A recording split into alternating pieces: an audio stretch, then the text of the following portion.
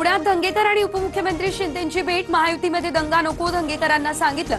गुन्हेगारांना पाठीशी घालणार नाही, दंगेकरांच्या प्रश्नांवर शिंदेंचं उत्तर।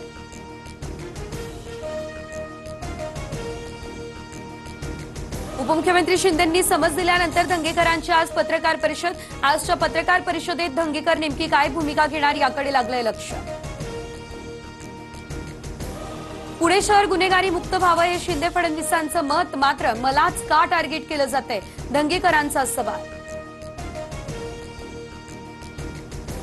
मुस्लिम भारताला युद्धाचं घर मानतात असं बाबासाहेबांनी फाळणीपूर्वीच्या पुस्तकात लिहिलेलं आहे। मुस्लिमांसाठी राष्ट्र नाही तर इस्लाम प्रथम, गोपीचंद पडळकरांचे वक्तव्य।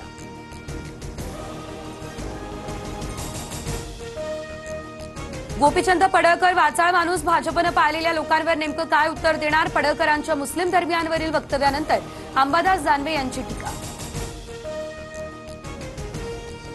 दिवाळीची खरेदी हिंदूंकडूनच करा या वक्तव्यानंतर आमदार संग्राम जगताप यांना पक्षाची नोटीस। तर अजित पवार यांच्यासोबत सविस्तर बोलू असं म्हणत जगतापांनी बोलणं टाळलं।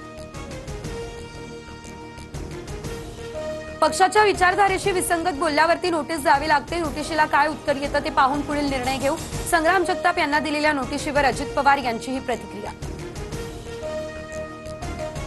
नुसती नोटीस देऊन उपयोग नाही, पक्षातून काढून टाकायला हवं। संग्राम जगताप यांच्यावरून सुप्रिया सुळेंचा निशाणा। तर जगताप 2029ला भाजपमधून लढणार, आतापासूनच वातावरण पेटवायला सुरुवात। रोहित पवार यांची टीका। दिलेला शब्द पाळणार, शेतकऱ्याची दिवाळी काळी होऊ देणार नाही। दिवाळीपूर्वी शेतकऱ्यांच्या खात्यावर पैसे जमा होतील, उपमुख्यमंत्री शिंदेंची ही माहिती। भ्रष्टाचार आणि विविध समस्यांबाबत आज मनसे आणि ठाकरेंच्या सेनेचा ठाणे पालिकेच्या मुख्यालयावर मोर्चा। शरद पवार यांच्या राष्ट्रवादीचाही या मोर्चाला पाठिंबा।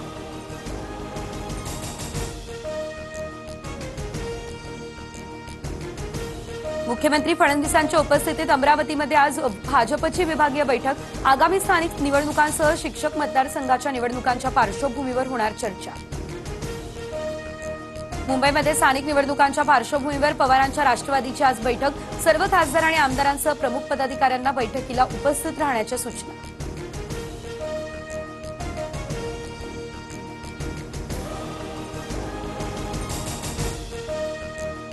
राज ठाकरे सहकुटुंब जवळपास 3 तास मातोश्रीवर। ठाकरे कुटुंबियांचं स्नेहभोजन। ठाकरे बंधूंमध्ये राजकीय चर्चा झाल्याची शक्यता।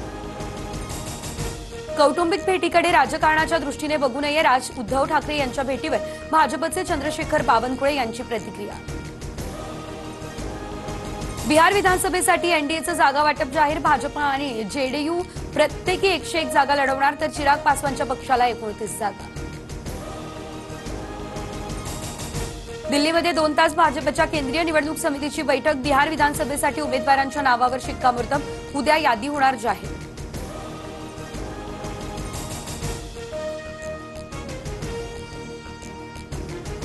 न्यायालयीन पद्धतीने लढून आम्ही कबुतरखाने पुन्हा सुरू करू। दादरच्या जैन मंदिरातील मुनींचा इशारा। मृत कबुतरांच्या आत्म्याला शांती मिळावी म्हणून प्रार्थना सभेचंही केलं आयोजन। एसटी कर्मचाऱ्यांचं आज आंदोलन। थकीत 4000 कोटींची देणी देण्याची मागणी। कामगार संघटना कृती समितीसह अन्य 2 संघटनांचाही आंदोलनाचा इशारा। दिवाळीच्या आधी एसटीच्या आवडेल तिथे प्रवास या योजनेच्या पासमध्ये 20 ते 25% कपात। एकाच पासवरती राज्यात कुठेही अमर्याद प्रवास करता येणार।